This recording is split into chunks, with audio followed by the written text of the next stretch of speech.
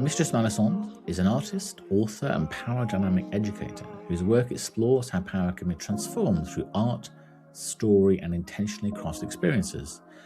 Through her project, the House of Embers, she creates immersive offerings that invite people to see themselves differently, treating creation as ritual and the self as a living masterpiece. Working at the edges of intimacy, fantasy, and personal truth, Mistress Malisandre guides audiences and clients to deeper reflection on desire, consent, and the stories that shape who they dare to become. There's quite a lot there. Thank you so much for joining. It's very kind of you. I've already enjoyed our conversation we've had before hitting record, so I know this is fabulous. I did want to take you back just a little bit, just to look at your earlier life, maybe when you were a teen, you sort of getting into your early 20s. What were the first subtle signs that you were always going to be someone who works with power, desire, and story, almost before you knew what that meant, if that makes sense? Sure. Yeah, absolutely. So I I came up in a household. I was a very parentified child. So I learned from a very young age how to read people, how to read a room out of safety, and how to control emotions and control people around me out of safety. So the very start of playing with power, before I knew what it meant, began there. Now, what I came to learn as I got older was that I was actually playing with my own power and modifying my own behavior, not the other way around, which is what most people associate with power dynamics, where you are controlling somebody else ethically and with consent. As I became a teenager, I found myself becoming more interested in, let's just say, how people in general are able to focus on power, how they utilize power to create dynamics, and how they create almost mythos around other people, sometimes without that other person's knowledge. If you think about in high school, you have a group of girls who are just those girls. They have almost a mythos about them. They are, the type of women who you think are the creme de la creme, the top of the heap. They are people who exude power just by walking into the room. And so I spent most of my childhood and early, teenage years observing and not practicing, just observing power, mythos, and the human condition around it. So did you always know that you wanted to be the person that held the power as opposed to cede control to somebody else? I am somebody who I've always held power. Mhm. I've always held a room, sometimes not in the most, let's say, not in the most tasteful way. How's that? So, whether it be through misbehavior, Mhm. whether it be through just presence, I've always found that my presence in any room holds a type of power. And I think more people hold more power than they think they do. But I've always been pretty attuned to my effect on other people. What were your early relationships like in terms of romantic relationships? Sure. Were you was this a dynamic that played out from the very beginning, or did you sort of Mm. fall into the more sort of stereotypical norms that society might expect? When did you when did you start to explore that within relationships? Sure. So, actually, what it may interest people to know is actually I fell into power dynamics very early. I was 19 years old. And I fell into it in a service position. So I actually started off as a submissive for a much older man. I was 19. My first master was 45. 45. Now, looking in at it as an adult and as somebody who has practiced professionally now, I look at it as something that it was probably predatory.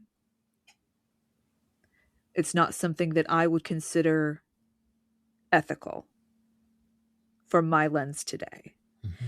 But at that time, in 2007, when 50 Shades of Grey had not hit the screen, no one knew what anything was. The internet was still the wild, wild west. Yeah. And right. And so no one really had the information unless they were already in the scene. And that being the BDSM or the, kink scene. Um, so for me, my journey into power dynamics actually started on the other end of the spectrum and became something that I was very into. And at that time, I needed. I needed that structure. I needed that. That was one of the ways that I could safely be intimate with somebody. I could feel letting go in that way. So I've always gone through my life, especially as a young adult through now, through that lens. This is something I've lived and breathed personally and professionally for a long time. And when was it, or maybe it's an evolution, that you thought that you were more comfortable being the mistress rather than a submissive? So actually, that came from my time. I was with this particular dominant for 6 years. And toward the end of my time with him, I actually was what you would consider an alpha Mm-hmm. submissive. I actually trained his other submissives before they got to him. So it was at that time, and I was teaching them essentially um, these were women who were interested in becoming a service submissive. So this is not necessarily something that is sexual in nature. This is something that is more high protocol. Mm-hmm. It is learning the different uh, slave positions, etc., and what is expected of them, and teaching his his dogma. And it was at that time I realized that I was probably more comfortable in that role, in creating the structure for other people to be able to enjoy the exchange of power, not necessarily succumbing to it. Do you think that's one of the big misunderstandings that people have, that when they think about BDSM or Mm. dominatrix or submissives, that they think it's all about sex, that they don't I recognize do. that it's about I do. giving up control, and yes, they're very different. And I wonder why. Why? Maybe that's because of the literature or Mm. the media that's out there about it. But it always struck me as odd that that's how people's mind goes immediately, rather than thinking, well, no, this is Mhm. about something Well, very different. This is about, like, say, the power dynamic is not about mm. sex. It can be, but not. That's not the core of it. Yeah, absolutely. And I would be remiss if I did not say that there was not intimacy, nor were there not um, a bit of desire. I mean, desire.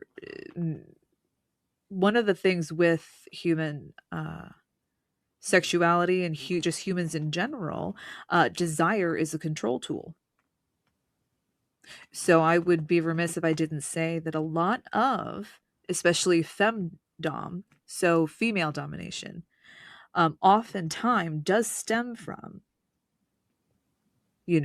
acts of desire, Mm. acts of kink as a form of control.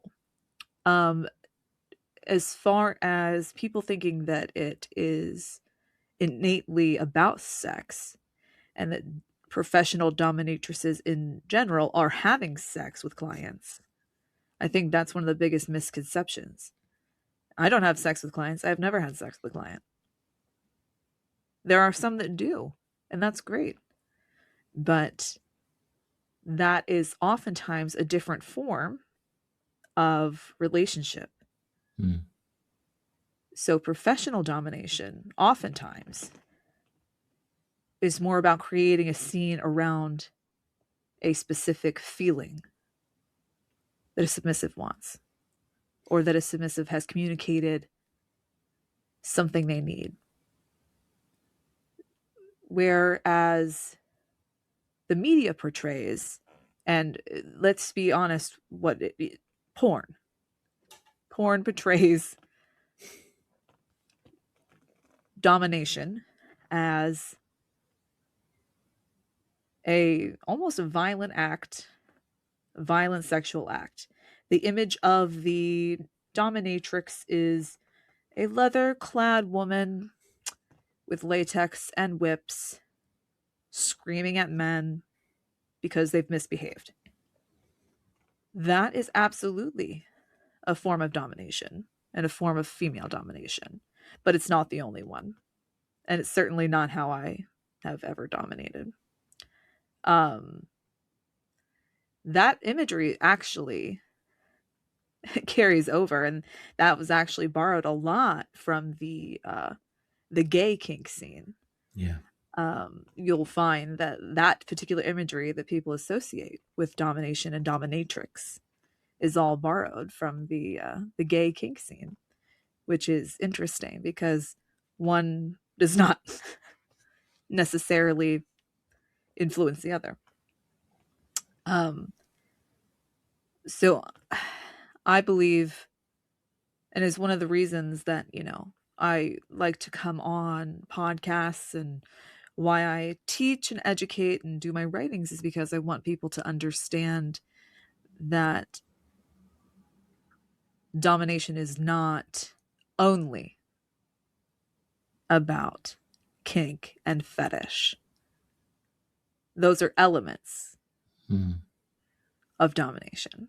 Those are tools of domination. But it's not the whole goal.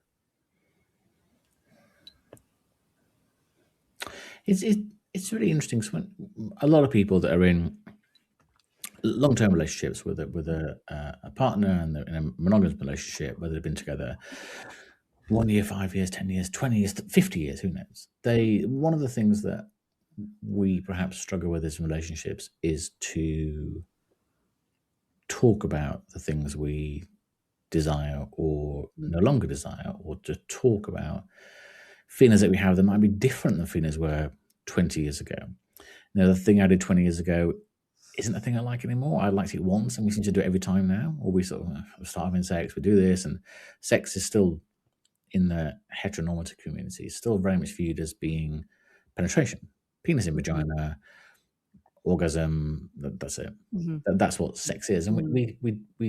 we don't seem to have the conversation about pleasure and giving and receiving pleasure. And I think one of the things that I've always been really impressed with the BDSM kink community is the fact that it's probably the wrong word, much more conversational. There's much more of a debate and discussion, negotiation, Communication. even contracts are written or verbal. Mm-hmm.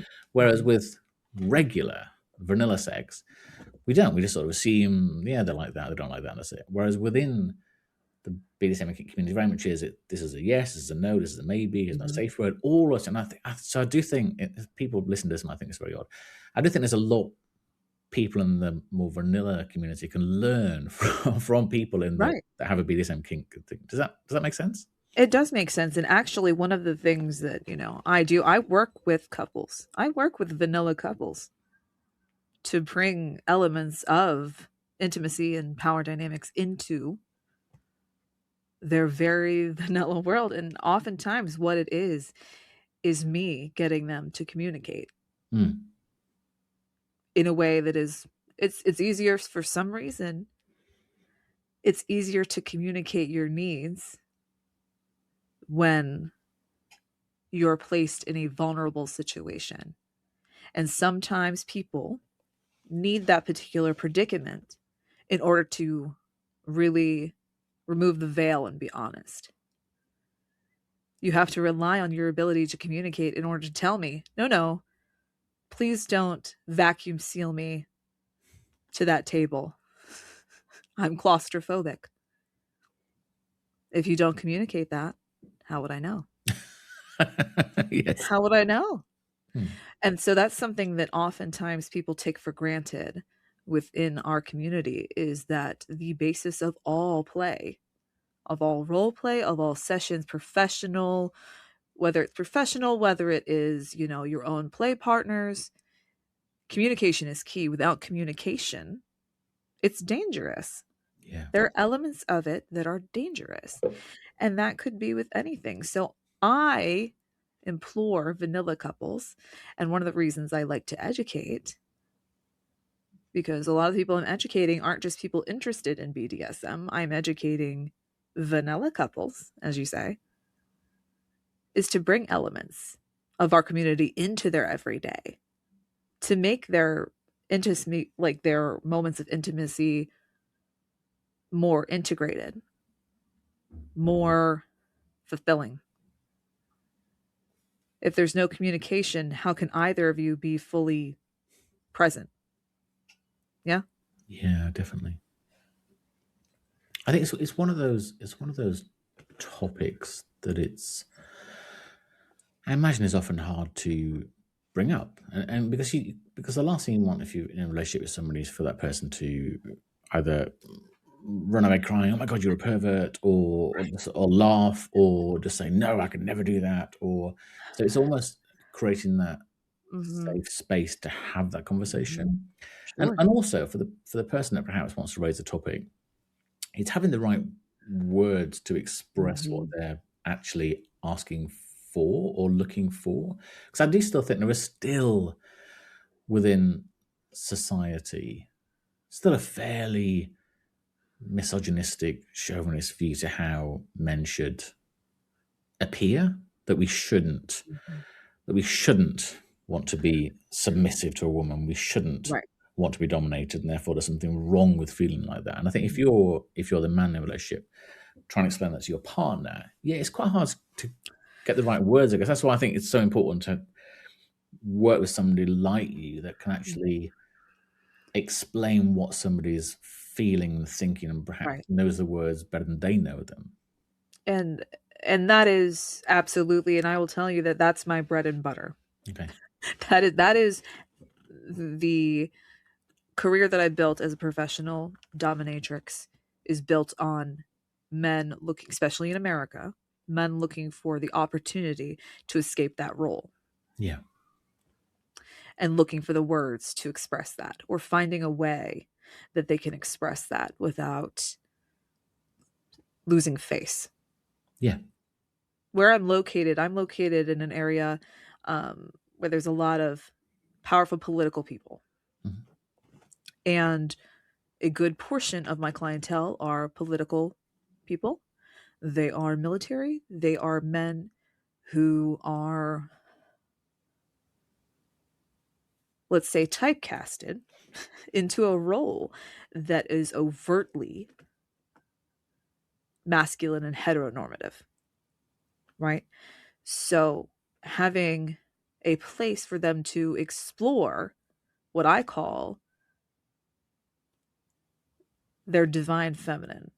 Everybody, in my opinion, everybody's person, everybody's soul has the masculine and the feminine. Mhm.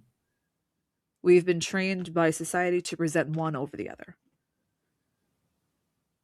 There are moments that men in order to feel fully integrated, want to connect with their divine feminine.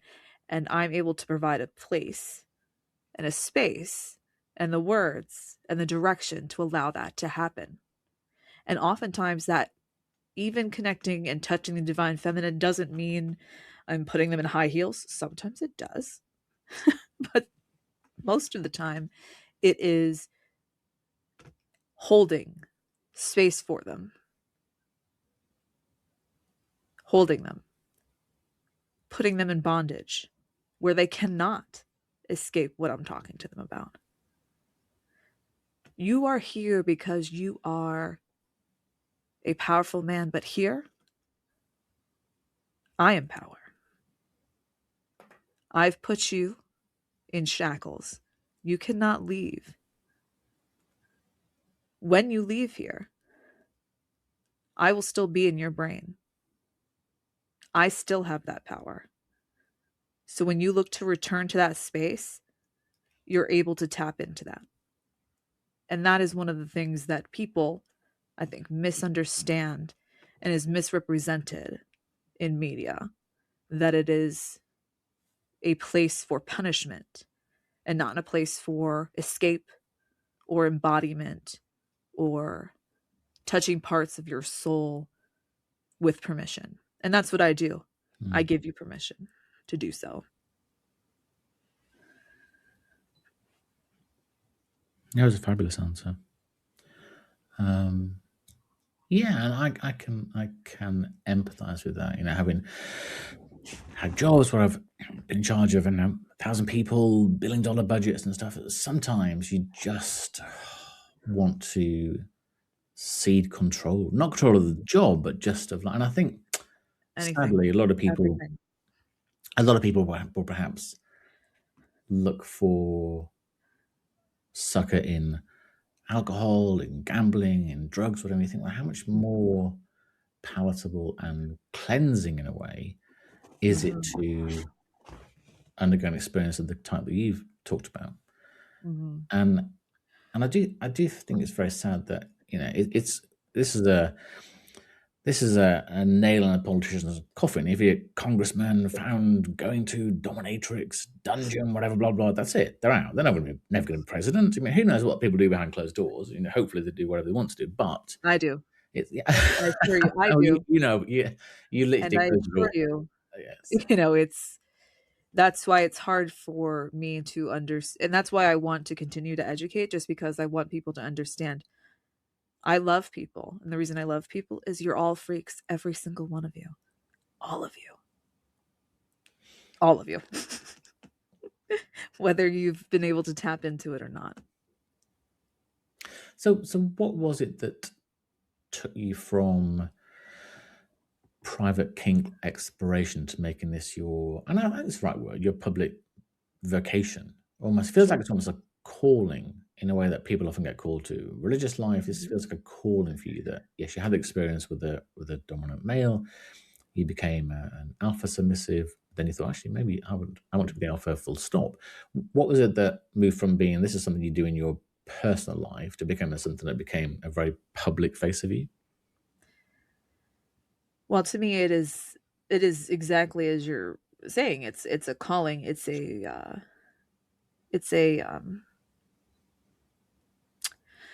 I hate to say like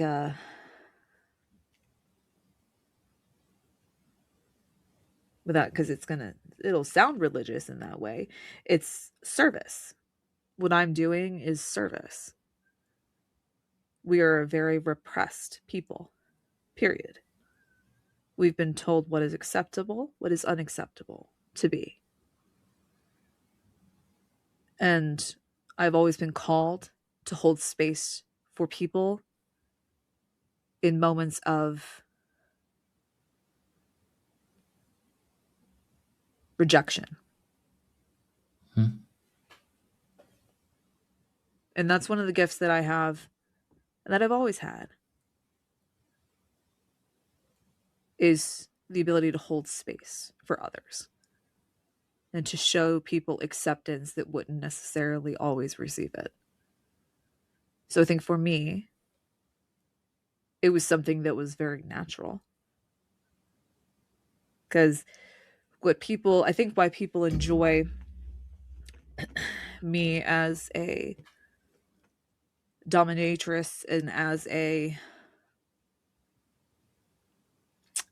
persona in this persona is because this is not far off. This is me. This is just me embodied. I there when I first started naturally, there's a level of performance. Mm. There has to be. Mm-hmm. There has to be. But as I've gotten older, I'm 37 years old. I've done this a long time. So this is just embodied in me. This is just who I am as a person. So making that leap was not a hard decision because it's just naturally who I am. I've always been a space that is non judgmental, a space that can hold others that don't even want to hold themselves. I'm a place that can hold people accountable. I'm a place that can hold people in surrender. And it's all about love and it's all about understanding. And I think that's what people misunderstand about the kink community in general. There are bad apples everywhere, obviously.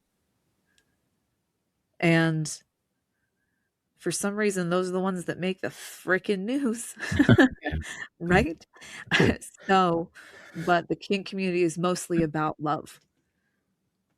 Just loving yourself, loving your own hedonism, loving that in others, and seeing them for the person that they am, seeing them for the absolute just unique thing that they are. Seeing something that they might find wrong with themselves. Oh my God, don't look at it. I like to wear women's panties. Oh my God, don't look at me. Don't look at me. But being able to be like, dude, I see you. I like it. They look great. Are you comfy? Let's go get more. So there are people that are more comfortable with that side of themselves and other people, and that's me. And that's why it was not a real leap for me to make it a profession and a face forward profession at that. Are you very open with it in your general day-to-day life, or do you say when people ask, what do you do for a living? Do you say you're a counselor or a therapist, whatever? Oh, I see. Well, to be honest with you, and it's something that um and it goes without saying in so professionally, especially in America and in certain states, being a dominatrix for money is illegal. Even when it's not a sexual thing. Right. Correct. I'm offering, in the eyes of the law, you would still be offering sexual services for money. Don't get me started. It's very hard. It feels like there's a hair's breadth between It that is. and therapy or counseling. So that's what it is ultimately. Correct. I hold a degree in, so I am probably, I tell everybody, I am probably the most overeducated dominatrix you would ever met in your life. I, I have degrees in art, archaeology, sex therapy, and I have a master's in business. So Okay. when people ask me what I do for a living, I'm a business owner. I own MGH Creative Studios, and I'm also a life coach. Because at the end of the day, I am a life coach, Absolutely. right? Yeah. I'm a lifestyle coordinator. I'm a Mhm. lifestyle coach, right? So when people ask me what I do for a living, that is what I do for a living. I own this company and I do that.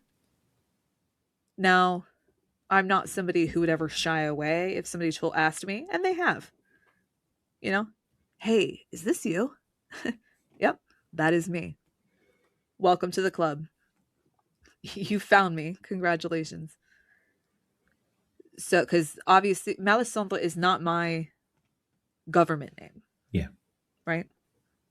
And I do that for my own safety, for many, different reasons of Mhm. safety, personal, professional, just it and being the current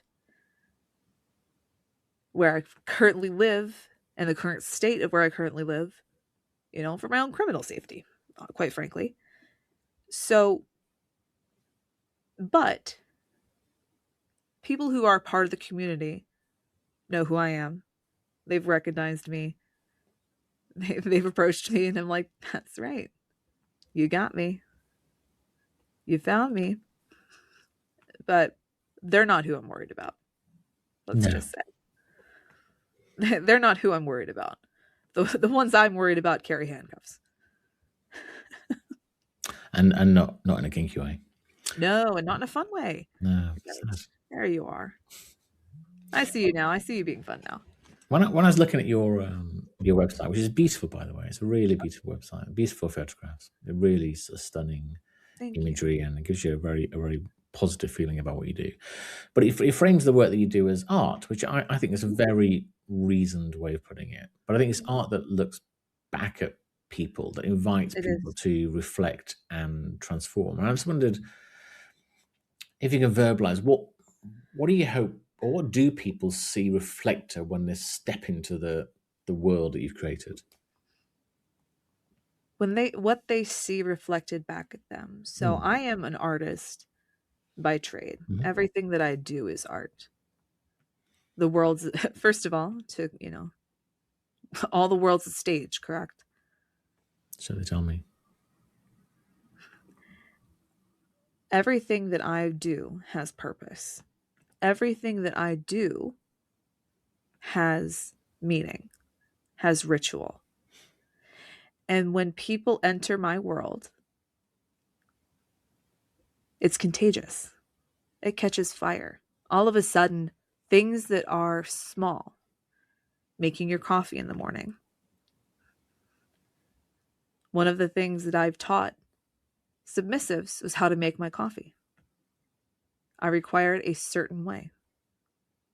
And what that's done is helped take something minuscule, something you do every day, multiple times a day, and made it sacred. Whether it's to serve it to your dominatrix or to yourself. Those brief moments are now ritual. They're sacred, they are holy. You're not just slapping a cup in the Keurig and moving on with your day. You're able to take that moment and remember that the fact that you are a walking meat popsicle filled with stardust, right? Hmm. There's no reason for any of us to be able to be here, to be conscious in what we're doing. So, what it does is it reminds people what I do. And when they encounter me, it reminds them to look back at themselves and see, my God, this is miraculous. I'm miraculous. What I have inside of me is beautiful. Making this cup of coffee, holy. Making this walk to the mailbox, a sojourn worthy of Tolkien. It's taking, looking at my world through the lens of art allows people to see the beauty in the mundane and to have passion, desire, and even interior intimacy take fire from the smallest spark of creativity. Whether that is choosing your socks for the day, what color they would be, or, we're painting in my studio. It's all art and it's all meant to be here and it's all been put here for you and me to experience and love together. You're very good at this. The Yeah, and that touches on one of the things that really isn't my biggest bugbear, I guess. I think as we've gone through certainly the last 25 years, maybe the last 3 decades, we've become so much less intentional or aware that typically in the morning, as you say, people will often wake up, look at the phone straight away, they put the coffee on, they're on the phone, they're doing something else, the radio's playing, the TV's on, isn't it? And we're just not thinking. And I swear, people get to work and they say, "Well, did you enjoy your coffee?" Yeah. I think, well, did I have coffee? Did I have sugar? You're just not thinking. You're always doing something else whilst doing something, and it's almost back to Buddhism in a way, where you should be aware of every step you take, every feeling. And if you there's a I always ask people to try one thing. If you get a beautiful beautiful ripe juicy peach, and you can eat it in front of the television, you finish it. Oh God, I'm covered in juice. It's terrible. If you eat it just thinking about it and feeling it and absorbing it, it can be one of the most sensual experiences you'll ever have. But regardless of that, you just in the moment with this fruit. It's the same as it would be if you're watching TV, radio, smartphone, whatever's going on, but you're just giving it the almost the respect that that moment deserves, the respect to making a cup of coffee or cutting up a peach with somebody or feeding somebody with an apple or giving somebody grapes or whatever. You just give them respect to that moment, really. And I think over your left shoulder, is Gustav Klimt on the wall? Yes, there's a Yeah, Klimt over there. it's stunning, and I love Yeah. his work and the Kiss and all the work that he's done. And again, it just when you look at it, you can really lose yourself in Mhm. what's been created, or you can just glance at it and walk past. So I do Mhm. think there's so much to be gained in life in general. There's so many general ways of giving moments the respect that they deserve. I mean, I could easily have something on a screen when I'm talking to you on my smartphone in front of people, but no, I just want to listen to you and I want to focus on what you're saying. And I think we perhaps have lost that ability somewhat in the sort of era of social media and smartphones and all devices. And does that resonate? It does resonate, and I think that that is why, partially why I do what I do, Mhm. is to remind people that life is not in that box. It's not in your little smartphone. No. It's not there. That's not where life is. Life is outside. Life is eating the juicy peach. Life is feeling moved by a piece of art to the moment that you want to cry. Life is walking to your mailbox and feeling the wind and looking at the snowdrops that are coming up through the snow.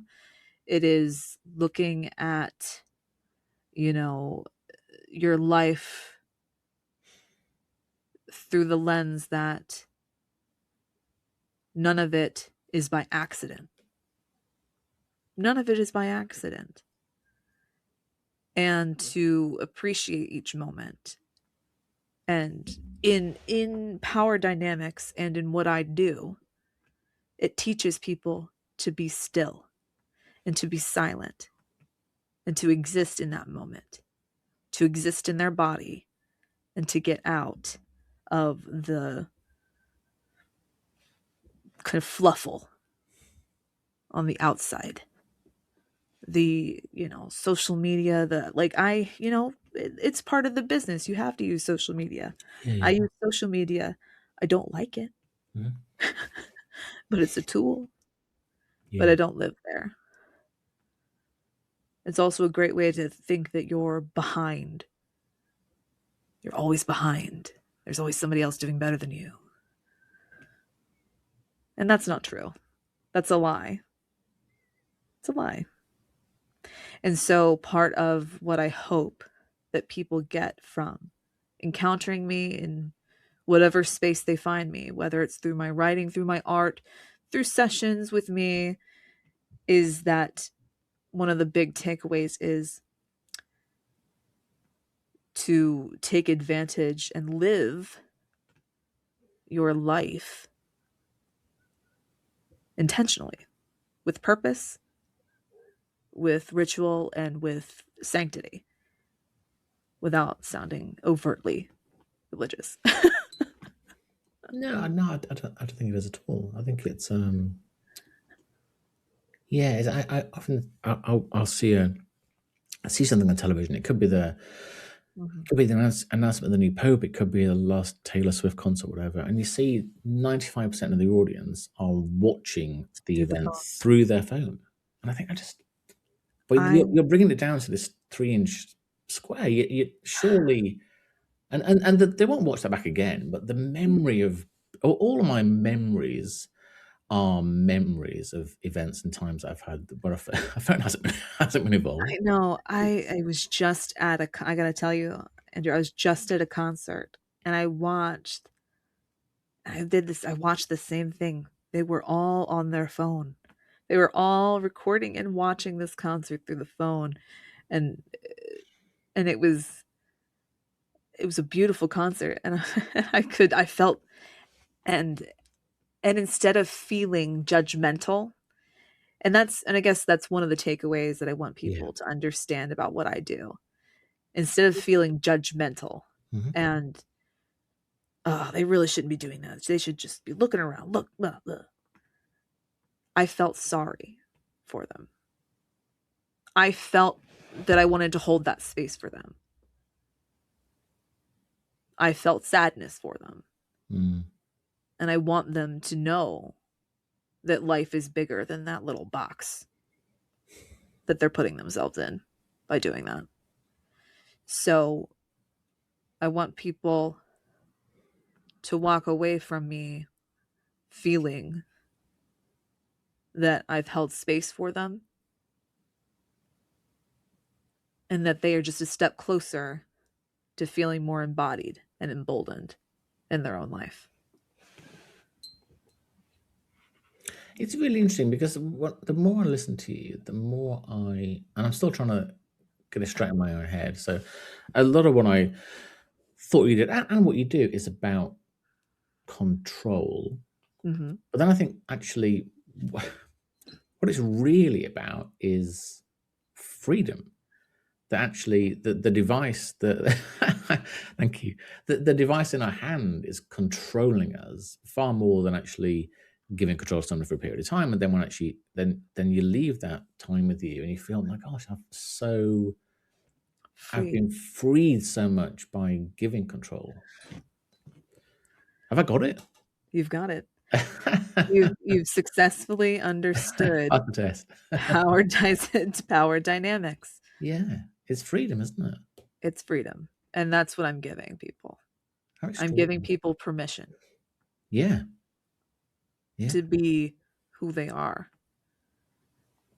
to feel free, to feel held as a person and not as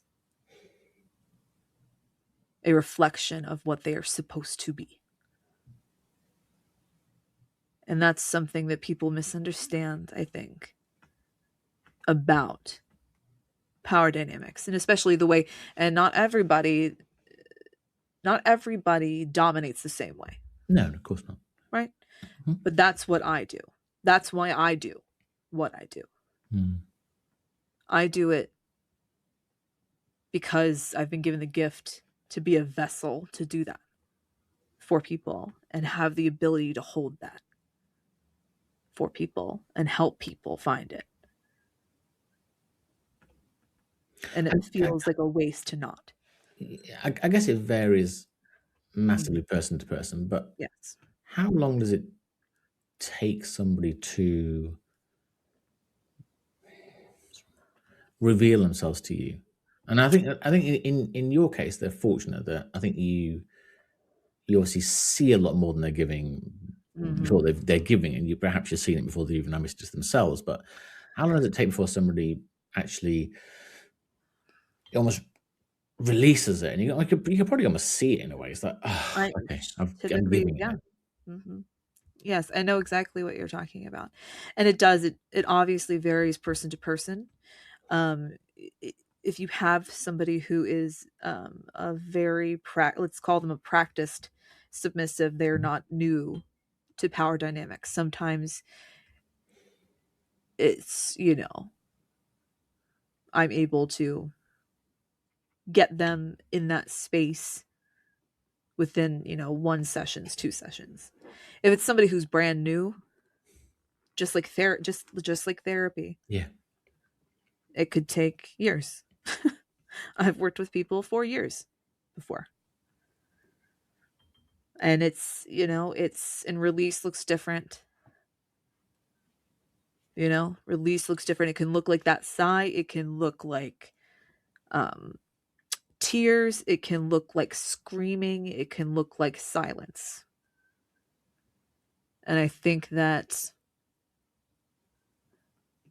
one of the biggest things to note is that sometimes, this is where communication comes back in, sometimes the release has happened and I haven't even seen it. And so the idea of communication and aftercare, after a session, the communication piece is critical just for safety. It's critical because I'm not somebody who is in charge of your interior health, but I'm somebody who cares about it, right? So you've had a session with me. I want to make sure that that person knows that I see them and I'm communicating with them and they tell me how they've felt, what they're, you know, where they felt the pain points, you know, things like that. And it's almost, it's for me, obviously, for my notes, but it's also for them.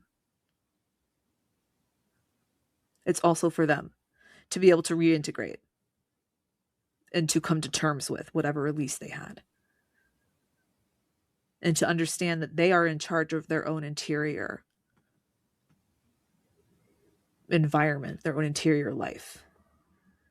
It's not necessarily a release that is, sometimes they're cathartic, but sometimes they're informative instead, if that makes sense. It does. It does very much so. Yeah. Is there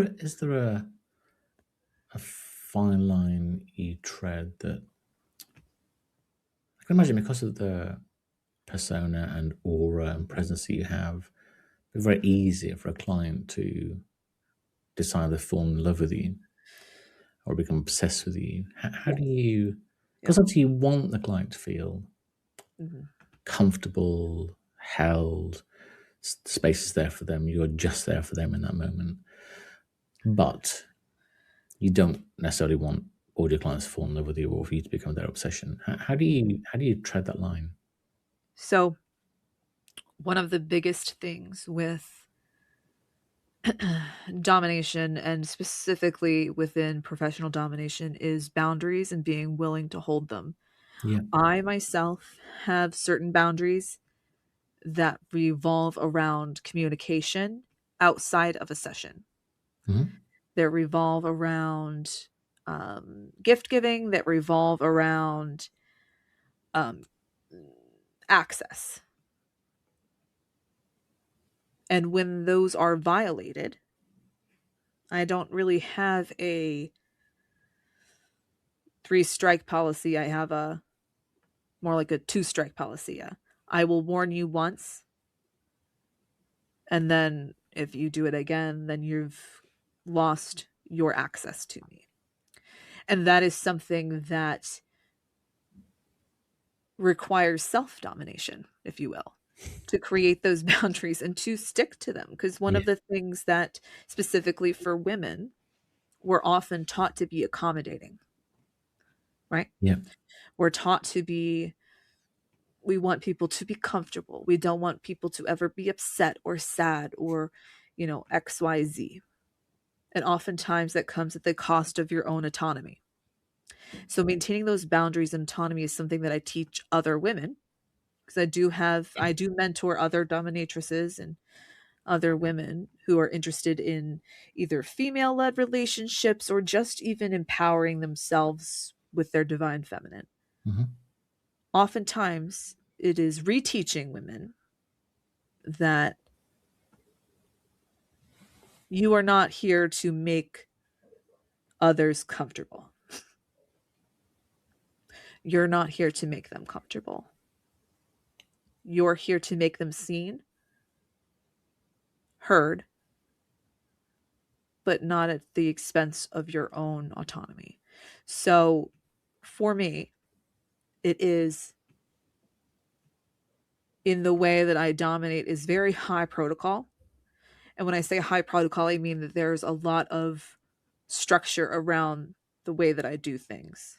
There is a way that they are allowed to greet me. There is a way they are allowed to communicate with me. There's just that I have a list. You know, I don't answer DMs online, right? If you want to speak to me, there's a protocol to do so. And you find it on my website and you do that. And if you don't do that, I don't talk to you. That's just the way that is. It's not something that comes easily to a lot of people. And so for safety, because unfortunately there are people there, they can get through. They can still pretend. And they can get in the room with you. Yeah. It's happened. It's absolutely happened to me. Which is a reason that, my profession has kind of taken the turn that it has, in that I like to mentor other professionals to help them avoid getting in those positions. And I think that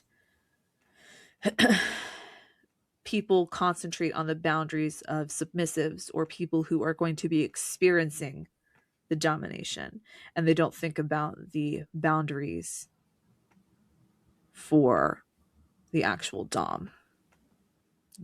As a dom, you have to have your own boundaries and stick by them and not feel pressured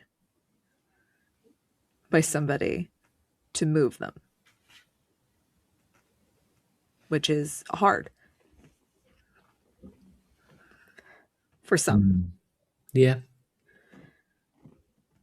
I'm going to Yeah, be quite honest, it's not hard for me. it must help massively for the people that you mentor and guide to recognize. And I've had similar conversations with more typical therapists or counselors or whatever. That there is that boundary setting. Then they sort of say, like, I'm not being paid to be their friend or whatever. I'm not, even an accountant. I'm your accountant. I'm here to do your taxes. I don't want to have coffee with you. I don't want to get your DMs in the middle of the night. And it's just there is that, because, like you said back at the beginning, this is ultimately it is a service. You are providing a compelling and incredibly valuable service. But ultimately, that's what it is. And it's Yeah. So how do you protect and nourish your own mental and physical well-being? Because I'm sure that when you exit a session or a day or a week, and it can be quite intense, I'm sure a lot of the emotions, the conversations, the discussions, the feelings that are in that space. Absolutely. How do you cleanse is the wrong word, but how do you Sure. nourish yourself? Cleansing is actually a great word. Nourishing, cleansing, all of that. So for me, I'm a big believer in energy and exchanging energy. Can you believe that? Me, somebody who exchanges power for a living, believes in exchanging energy. So I make sure that after every encounter that I have with, that it's an emotionally charged counter like that, I am cleansing my energy, performing yoga, meditation. Mhm. I'm definitely I'm a I am an incense burning, you know, type of smoke cleansing type of woman. So I have a ritual set up for myself that kind of helps to close the loop. Much like aftercare for a submissive, Yeah. this is aftercare for a dominant. Mhm. It allows me to close the loop and maintain my own and kind of release somebody else's energy, somebody else's stuff. Because sometimes holding space for somebody can accidentally you could hold somebody's stuff for them Yes. longer than you mean to. And Mhm. therapists, I know I have therapists who are I have there you would not believe the amount of actual therapists that are also dominatrices. It's one of the biggest surprises that people have. And that's why there's a lot of research being done in between BDSM as a therapy. But I would love to see that recognized in my lifetime. But taking that opportunity to ritualistically remove somebody else's stuff is integral for me. So after I've done that, nourishing myself, I have my own ritual practices around that are around getting ready for a scene, Yeah. dressing myself, putting on all of it. um, so removing it, you know, so that my son can recognize my face, right? So taking off the mantle that is Malisandre, right, and becoming who I am at home. That's its own ritual, and that helps kind of put that mantle down, put that piece down, so that I can focus on my own interior life and that around my family and my home life, as it were. It's a way to kind of separate it as a job, as a profession, as a vocation, as a calling, as a stewardship, Hmm. versus something that is affecting those around me, right? I don't need to be carrying around a grown man's stuff in my own home around my 3-year-old little boy. That's crazy. That's absolutely ludicrous. And that's why, to me, therapy, I have my own therapists. I have 3 therapists, come to think of it. Right. And that's why everyone needs therapy. Talk therapy, counseling therapy, couples therapy, therapy around money, what have you. Taking those opportunities to make sure that I am a stable vessel so that I can provide that stability to someone else is integral to how I'm able to do this effectively and healthily. There is a very unhealthy way to do it, I assure you. And we've all unfortunately become, when I was younger, absolutely did it in a very unhealthy way. But as I've gotten older, I've learned how to do it in a way that is more akin to,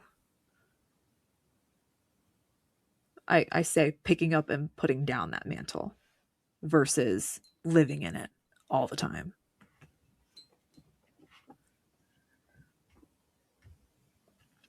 And that might have answered my next question in a way, but I think there's often a projection or maybe an assumption.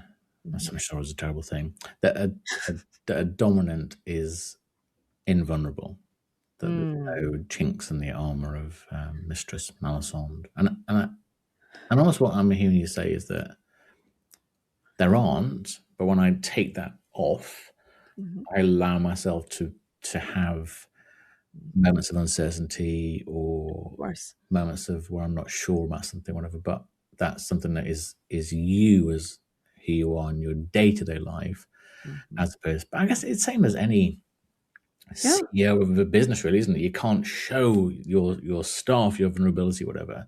Right. But when you come home, you think, "Oh my god, you saw you download," or you can see a dominatrix and download or whatever. But Sure. it's almost that, Sure. yeah. So you are invulnerable in your persona that you own and inhabit at certain times, but then when you come back to being Home. yourself, Mhm. and trying to create the distinction, then that's when you are allowed to be uncertain or vulnerable or Mhm. have moments of tenderness that you might not expect, etc. Is that I would agree, but then I would butt and you.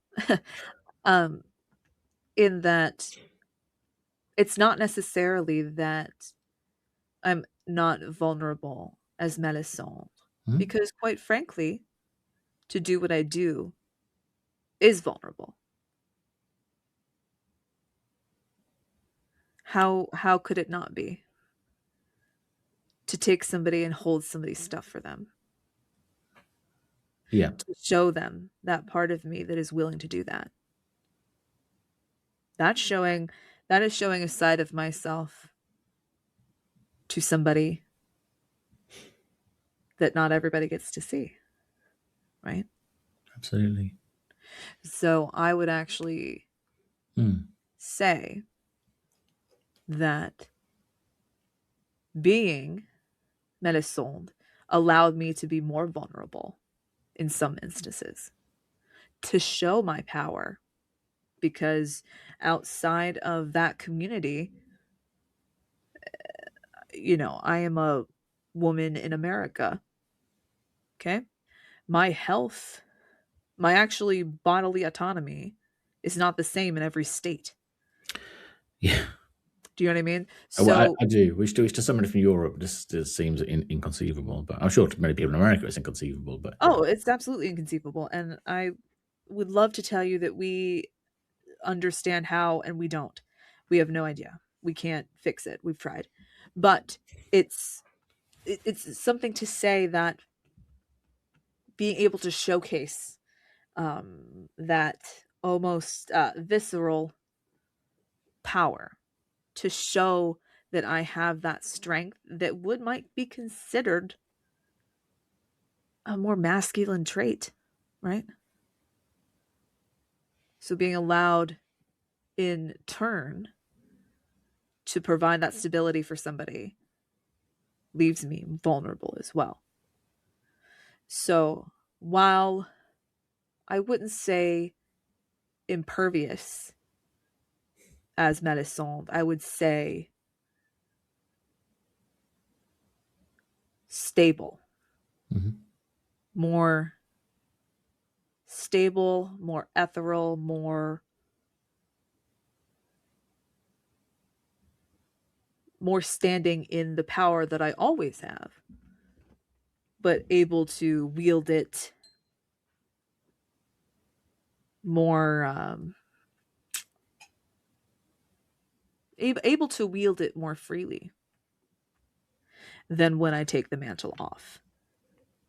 When I take the mantle off, I'm allowed to be soft in a way that I'm not allowed to be as Melisande, right? Those yeah, people that know me without the mantle know me, you know, to be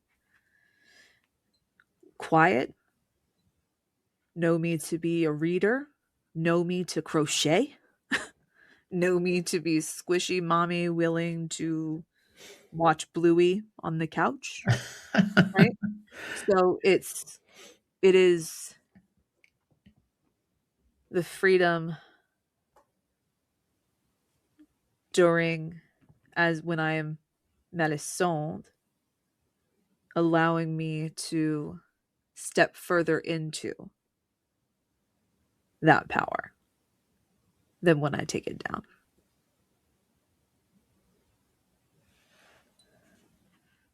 and I'm guessing you're crocheting chainmail and things, obviously, and barbed wire That's right. and things. That's right. It's most certainly not bunny hats or anything like that. Of course not.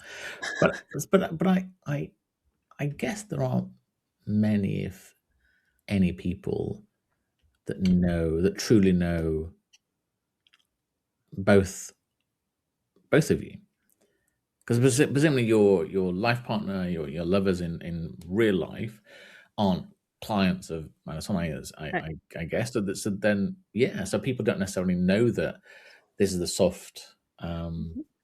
playground, Yeah, push chair seesaw loving mom, or this is the dominatrix that's providing a service. So yeah, you're the only person that knows that of yourself, really.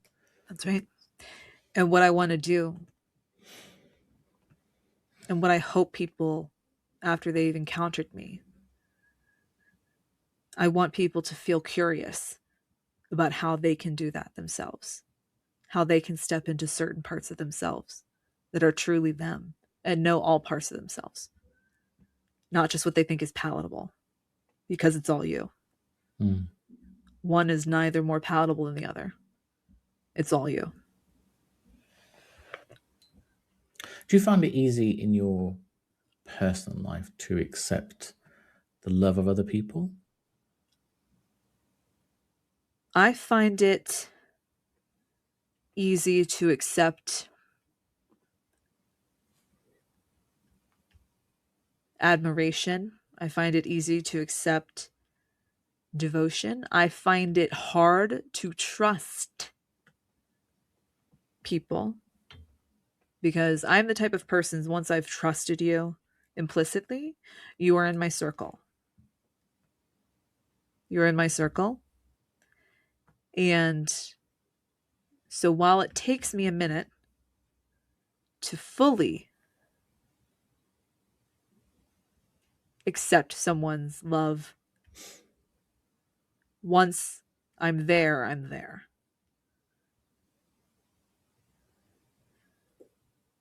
I yeah, absolutely resonate with that, and I don't know whether you're the same as me. Then, so once I've accepted somebody's love and I've loved them, and it could be a friend or colleague or whatever, it doesn't have to be a lover, but and my belief, my heartfelt belief at that time is it's always going to be like this. They're never going to betray me or anything wrong. And when or if they do, I'm just overwhelmed by shock and sadness, and I can never. It sounds very bad. I should always forgive and forget, etc. I just can't. Once I that don't. person's done, I once don't. that person's left that closeness, that Of bond course. somehow gone, I'm just yeah. No. I'm just always. It takes me a while to yeah to figure I it out really. I'm somebody and I understand exactly where you're coming from. I'm the same way. Once that my trust has been broken, I can forgive somebody, but I cannot forget that. Yeah, I don't forget that. yeah. Why should I? When somebody Mm. shows me who they are, why should I forget them? Why should I forget what they've shown me? I can forgive them. They're human, they're fallible. I'm also fallible. We're all fallible. So I would never close my heart off in a way to be rude or unkind or Mhm. inhuman. But I would never forget. Yeah, never gonna be the same again. No. Mm-mm. Mm. You've been super kind with your time. If you're okay with a couple more questions, Of course. fabulous. So I'm not sure whether you're a planner or you have a vision for the future, or but I wondered if you know what the next, I don't know, Mhm. the next 5 years might hold. Sure. Because the House of Embers is growing. It's art, it's education, it's community. It's very much a sense of self and Mhm. purpose. What what feels where do you feel the greatest pull from? What's pulling you towards it at the moment? So, what I have, so I'm currently writing a book. Fabulous. I was going to ask that, so that saved me asking that Yes, question. currently writing a book. It is currently it'll be under first edit in the next month or so. Exciting.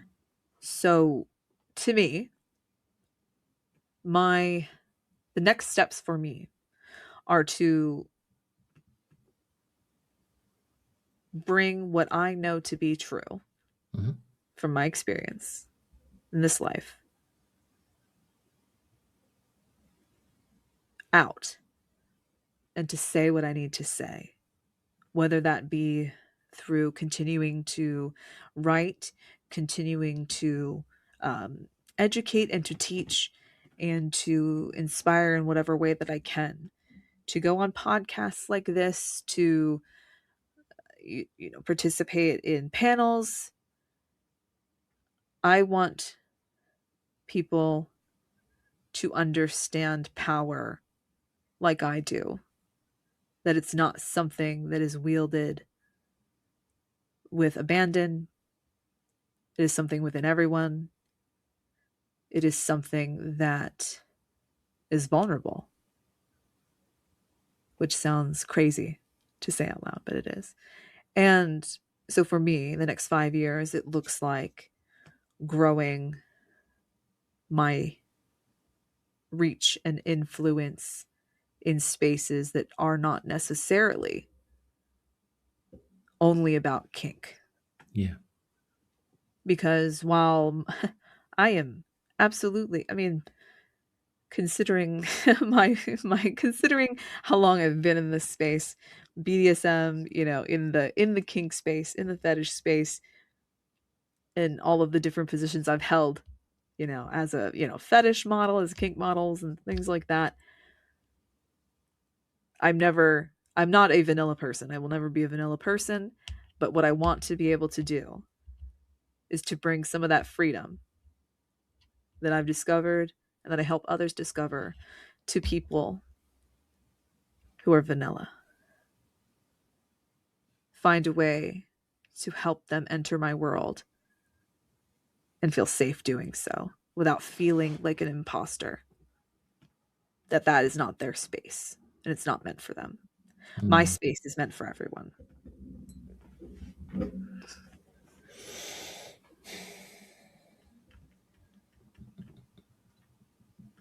Mm. And I think what's mm. And I think what that looks like over the next few years is going to be super interesting. And if I could just take you back for a second, something you said Mhm. earlier on, which I really, really liked, and it made immediate sense as soon as you said it. I don't know why I hadn't thought of it before. Is that hopefully we'll see research and acceptance of kink Mhm. and BDSM as a form of therapy, Mhm. because everything you said about holding space, holding, nurturing, Mhm. supporting, all those things, that is therapy, isn't it? That literally is Mhm. what it is. And you just and I was going to ask if if you could help change the conversation around these topics, but I don't need to ask that because you've answered that so eloquently that yeah, that we just need to be more accepting Mhm. of the dynamic of power and control, and not see giving up our power as something as a negative, because Mhm. we're gaining freedom. So I think yeah, that's something I'll take from this when I talk about it is how freeing this is as opposed to how restricted this is. Right. And that's where yeah, that's where obviously the whole porn industry has gone in one direction, and you watch it, and it's dungeons and leather, and some people get off on that, which is And you fabulous. know what? Why That not? exists. Of course it does, but I do that. I've that done isn't that. it, so is it? But that isn't it. Right. That isn't No. No. BDSM. That isn't kink. That is just No. a form of it. Mhm. Mm. I think things that people misunderstand, I think the conversation around fetish versus kink versus uh, power dynamics. They try and make them all the same thing. Yeah, They're see, not necessarily the same thing, you know? yeah, Kinks are things that you find sexually attractive. hmm, Fetishes are, or excuse me, fetishes are inanimate things that you find sexual, like boots, yeah, right? yeah, Boots. Um, Whereas kink is, hey, I like to not breathe while I orgasm. Okay, that's a kink. It's something you need, not something but those all have space in power dynamics, but they're not all that power dynamics is. And I think that's the conversation, and that's the real thread that I'm trying to push forward, because the way that I have always operated my own domination practice, it did include, things like corporal punishment, and it did include things that would be kink forward and fetishized, but those were tools, not the end result. And I think that helping people understand the difference and changing the conversation around what that looks like can kind of help people understand and bring forward how BDSM and therapy are so connected, because they are. I've had clients who are war veterans who have PTSD, and one of the only ways that they can be still is to be mummified by me. So there are connections to those things that no one, for lack of a better word, has had enough balls to explore formally. And I think that there are people in my space and in my orbit that are doing the research. And I hope that within my lifetime, I can help contribute to change that conversation and to be able to provide more access and less gatekeeping over certain aspects of it, and create clarity where there is uncertainty. Because the more exceptionalness that it becomes, then the more able people are to find the right person. Because at the moment, I'm sure if you type in dominatrix London, I'm going to get a list of 100 people, and I have no idea. I might read reviews. I'm not sure it's like they have a review system, 5 stars or whatever, or 5 whips or whatever. But I don't know. It's Yeah. so. But if you become not necessarily want to be registered, but if you become more recognized and people are more aware and they know what they're getting, then the better that will be, really. Right. So you're still very young, but do you see this is your life? This is what you'll be doing: the writing, the educating, the panels, talking, teaching, etc. That's what you'll be doing for the rest of your foreseeable. Yeah, I do. I think there'll become a time where I become less of even now I take on less and less more in-person clients just because of time. Yeah. Right. I mean, quite frankly, it's between some of the things that I've put, especially within the last 2 or 3 years, I took some time off, being real pregnant.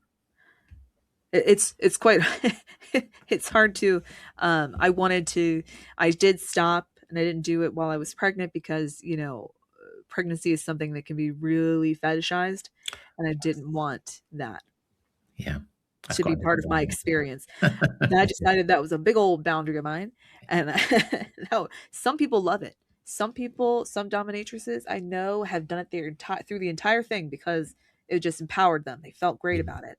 I found that was my boundary. My boundary was like, I don't want them involved in this is between me and the universe. Thank you. And so certain aspects of my life have shown me that there's other ways that I am contributing that is not taking place in the dungeon. Yeah. I'm dominating in places that don't require dungeon access. Every once in a while, I have standing clients, and things like that. And I do take on couples for intimacy, like lessons and things like that. But it's less, I'm doing less and less dungeon forward things. And I'm finding myself moving toward more of the writing and education space the older I get. The older you get. Gosh, okay. Yeah. So do you have any sort of rough guideline as to when the book might come out? It is the hope that it's coming out the end of this year. That's the current goal. So hopefully, I have been teasing it on socials, so everybody needs to just keep an eye on my socials for updates on that. Does that have a title yet? I am Malisandre. What else could it be? You are indeed, Malisandre. That's a perfect place to end. Thank you so much for your time. You've been far more Absolutely. generous than I expected. So It was wonderful, and I'm very glad to have had this conversation with you, and I'm more than happy to come back for any conversation anytime. fabulous. I will hold you to that. I promise. Good. I'm so Right. glad.